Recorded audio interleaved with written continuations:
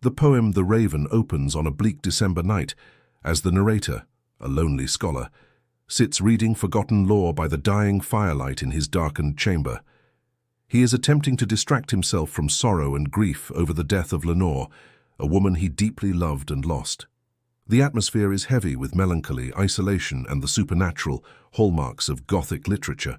As the narrator reads, he hears a tapping at his chamber door, which he initially dismisses as a late-night visitor.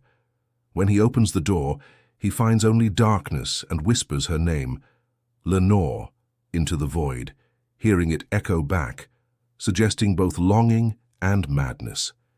This moment sets the tone of psychological unease and blurred reality. Soon after, the tapping returns, now at the window.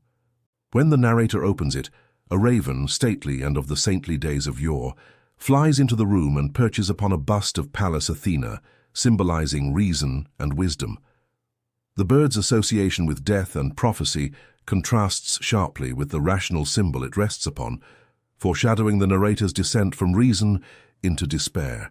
Amused and intrigued, the narrator questions the raven, asking its name. The bird answers with a single word, nevermore. The narrator marvels at this eerie response. Though he initially interprets it as a learned repetition, he continues to speak to the raven, projecting meaning onto its replies, using the bird as a mirror for his grief and guilt.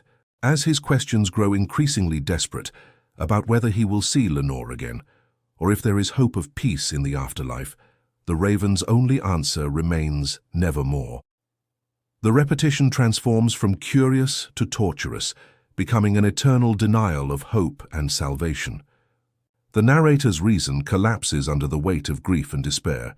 He accuses the raven of being a prophet of evil and damnation.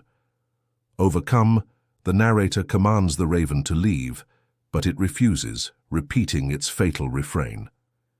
The raven remains perched, still is sitting, casting its shadow over the narrator's soul. The final lines reveal the narrator's complete psychological ruin. His soul lies floating on the floor beneath the raven's shadow, symbolizing eternal despair. The raven's presence becomes a metaphor for grief that never departs, a permanent mark of lost love and madness. The poem concludes not with redemption, but with psychological imprisonment, the narrator trapped by memory and mourning. The raven thus serves as an allegory of mourning, obsession, and the self-destructive pursuit of forbidden knowledge and emotional closure.